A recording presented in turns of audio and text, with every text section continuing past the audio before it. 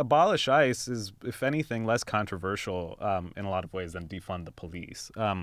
It's easy to make the argument to abolish ICE. It's a in the grand scheme of things, a relatively new agency. It's just over 2 decades old, and I think you can easily make the argument of, what has ICE really accomplished since its birth? If border crossings were at a record high, in the years leading up to this, what has ICE really done? Like, what has it accomplished that the U.S. couldn't accomplish without ICE?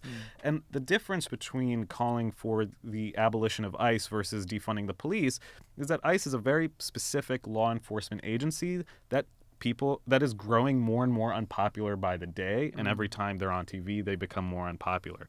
And so people aren't calling for the abolition of law enforcement altogether. They're calling for the abolition of this particular agency that seems to be a personalized police force to enforce the president's agenda without congressional consent, without the people's consent, without cities' consent, in a very,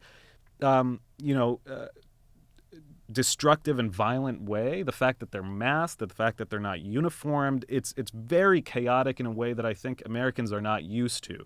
As I think common as police brutality is in America, as people have become used to seeing more and more footage of that, the informality of ICE, how aggressive it is, and the fact that they're masked, I think adds that layer of disgust and frustration with that kind of law enforcement that I think slogans like abolish ICE or defund ICE aren't going to prove so unpopular and polarizing that they're going to affect the midterms.